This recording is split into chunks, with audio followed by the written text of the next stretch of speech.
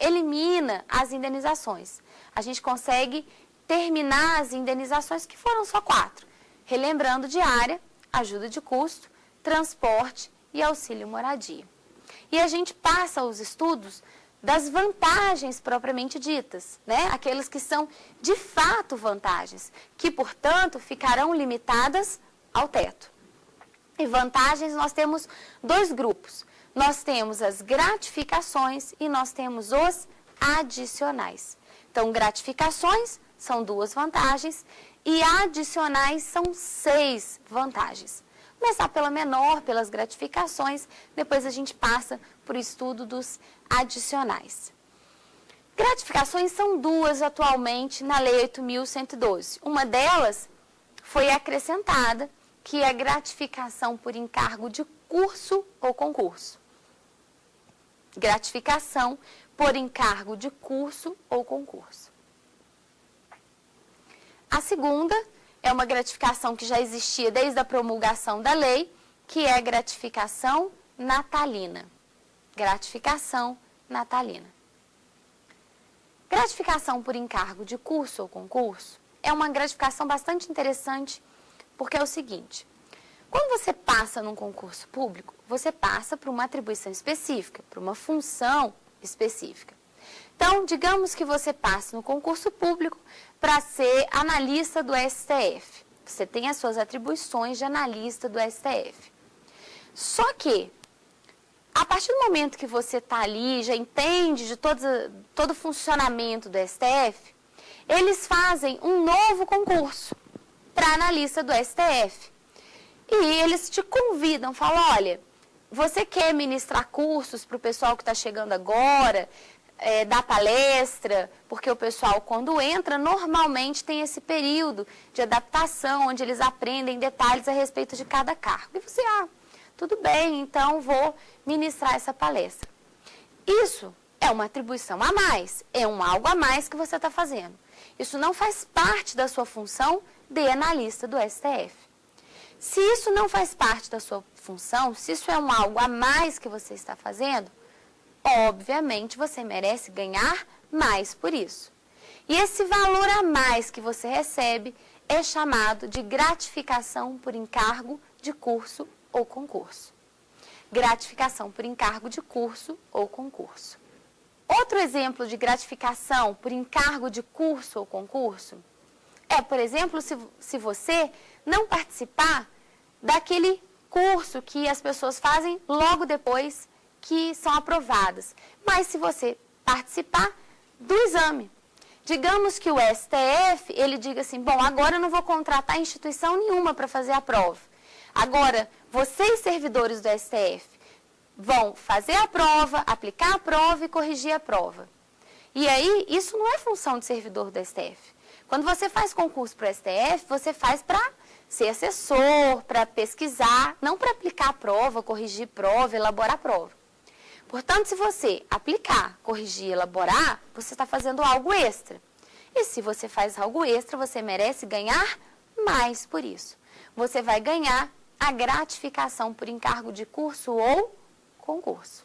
Acho que com isso vocês devem ter percebido a ideia dessa gratificação. E devem ter notado que se aquilo é algo extra, eu não posso fazer por muito tempo. Porque se eu faço aquilo por muito tempo, aquilo passa a ser corriqueiro. E aí já não é mais extra, é quase como se eu absorvesse aquilo como função para mim. E aí, se eu absorvo como função, essa passa a ser a minha função, eu não tenho que ganhar nada mais por isso. Em razão disso, a lei limitou o tempo que você vai gastar nesses cursos ou concursos. A lei disse: olha, gratificação por encargo de curso ou concurso fica limitado a 120 horas anuais. Em regra, só por 120 horas anuais. Excepcionalmente, a gente vai poder prorrogar isso por mais 120 horas naquele ano. Então, regra 120 horas, excepcionalmente prorroga por mais 120 horas. Professora, quanto que eu ganho? Aqui a lei fala? Bom, aqui a lei vai falar que você ganha de 1,1% ou 2,2% do maior vencimento da administração federal.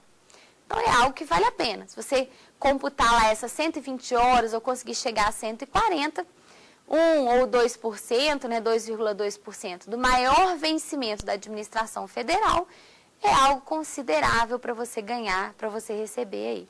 Então, é uma gratificação bem interessante. Segunda gratificação é o que a gente chama de gratificação natalina. Essa gratificação não tem nada demais, a não ser o nome dela diferente. Porque ela é o 13º do servidor. Ela faz as vezes do 13º do servidor. Portanto, ela tem toda aquela ideia, todo aquele contexto de um 13º. Qual que é o contexto de um 13º? É 1/12 da sua remuneração de dezembro, não é isso? 13º você vai receber 1/12 da sua remuneração de dezembro. É pago até o dia 20 de dezembro. Então, não temos aí grandes novidades em relação à gratificação natalina. Eu costumo brincar que é um nome pomposo para o 13º do servidor. Portanto, são essas as duas gratificações que o servidor recebe. Já adicionais, são 6 adicionais que ele recebe. Vamos listá-los para a gente ter uma noção geral e depois a gente pontua cada um deles.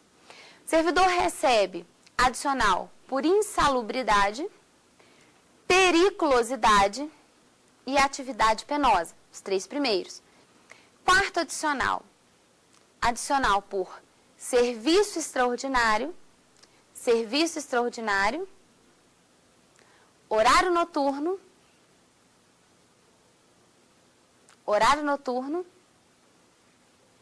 e adicional de férias.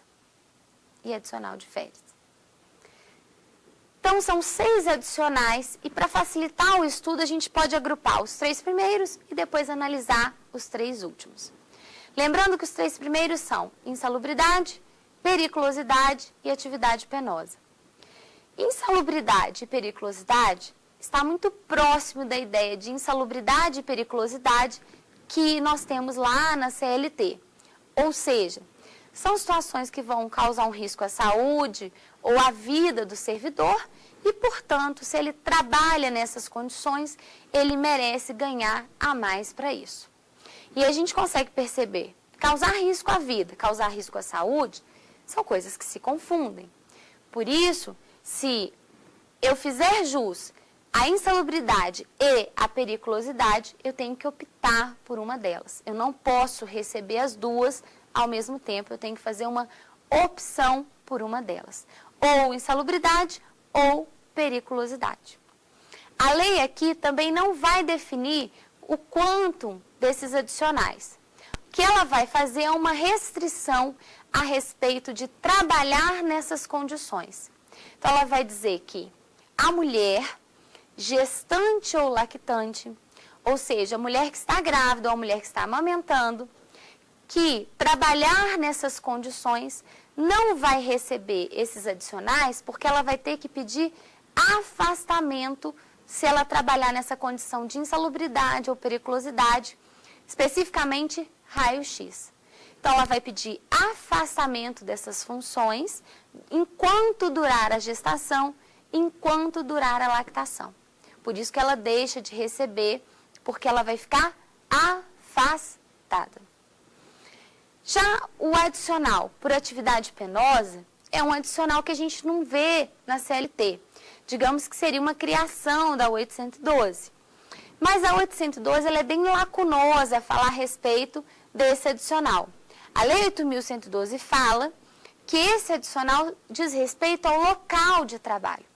Se o servidor trabalha num local ruim, ele merece receber adicional por atividade penosa.